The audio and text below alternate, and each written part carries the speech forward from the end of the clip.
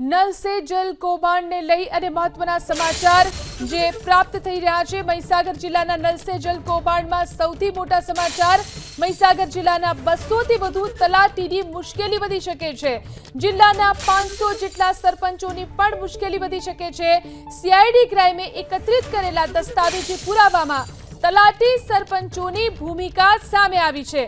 હવે તેમની મુશ્કેલી વધી શકે છે। આ કૌભાંડની અંદર પાણીની પાઇપલાઇનના ખોટા બિલ અને બિલની ચૂકવણીના દસ્તાવેજોમાં તેમની ભૂમિકા સામે આવી છે। સીઆઈડી ક્રાઇમે જે એકત્રિત કર્યા દસ્તાવેજી પુરાવા તેમાં તલાટી સરપંચોની ભૂમિકા સામે આવી છે। વધુ જાણકારી મેળવી અમારા સંવાદદાતા હિરેન રાજગુરુ આપણી સાથે જોડાયા છે। હિરેન, નલ સે જલ કૌભાંડમાં હવે શું કાર્યવાહી ચાલી રહી છે, કોની કોની ભૂમિકા સામે આવી રહી છે અને શું પગલાં લેવાશે?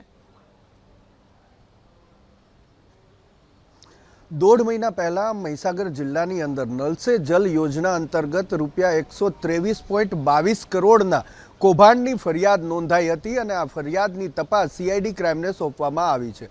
સીઆઈડી ક્રાઇમે આ યોજનાના જે દસ્તાવેજી પુરાવા એકત્રિત કર્યા છે તેની અંદર સૌથી વધારે મહત્વની બાબત એ સામે આવી છે કે આ કૌભાંડની અંદર 200 થી વધારે તલાટી મંત્રીઓની ભૂમિકા સામે આવી છે।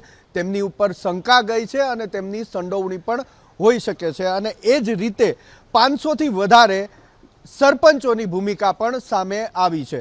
સીધી રીતે જોવા જઈએ તો પાણી સમિતિ હોય છે, એ પાણી સમિતિની અંડરમાં આ કામ થતા હોય છે। પાણી સમિતિના અધ્યક્ષ સરપંચ હોય છે અને પાણી સમિતિના સભ્ય સચિવ તલાટી હોય છે। પાઇપલાઇનના જે બિલ બોગસ ઊભા કરવામાં આવ્યા અને તેની ચૂકવણી કરવામાં આવી તેની અંદર આ તલાટી અને સરપંચની ભૂમિકા સામે આવી છે। આરોપીની વાત કરીએ તો 12 આરોપી સામે ફરિયાદ દાખલ થઈ છે, જેમાંથી મૌલેશ હિંગુ નામના એક જ આરોપીને અત્યાર સુધી પોલીસ પકડી શકી છે। બાકીના 11 આરોપી ફરાર છે, જેની સામે કોર્ટે વોરંટ પણ ઇસ્યુ કર્યું છે। આ તમામ આરોપી જ્યારે સામે આવશે તેમની પૂછપરછ થશે અને દસ્તાવેજી પુરાવા જે એકત્રિત કરવામાં આવી રહ્યા છે, જેની અંદર મોટા પ્રમાણમાં બોગસ બિલ એકત્રિત કરવામાં આવ્યા છે। આ ઉપરાંત જે ચેકથી પેમેન્ટ થયું છે એ ઓરિજિનલ ચેક પણ સીઆઈડી ક્રાઇમ દ્વારા હસ્તગત કરવામાં આવ્યા છે। તમામ બાબતોની અંદર જ્યાં સહી થઈ છે ત્યાં સરપંચ અને તલાટીની સહી હોવાનું પણ સામે આવ્યું છે, એટલે આ કૌભાંડની અંદર તેમની પણ ભૂમિકા છે। જો ધરપકડનો દોર શરૂ થશે અને અત્યારે સીઆઈડી ક્રાઇમને જે રીતની આશંકા છે એ રીતે જો ધરપકડ થશે તો 200 થી વધારે તલાટી કમ મંત્રીઓની ધરપકડ થઈ શકે છે। 500 થી વધારે સરપંચની પણ ધરપકડ આની અંદર થઈ શકે છે।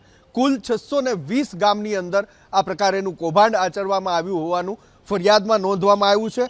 6 તાલુકા છે અને તેની 114 થી વધારે એજન્સીઓ પણ આની અંદર સંકળાયેલી છે। અત્યાર સુધીના ઇતિહાસમાં લગભગ પહેલીવાર એવું થશે કે આટલી મોટી સંખ્યામાં સરપંચ અને તલાટીઓ એક જ પ્રકારના કૌભાંડમાં સંડોવણી થઈ હોય। એક જ જિલ્લાના 200 થી વધારે તલાટી અને 500 થી વધારે સરપંચની ધરપકડ પણ થઈ શકે છે। જી આભાર તમામ જાણકારી આપવા માટે।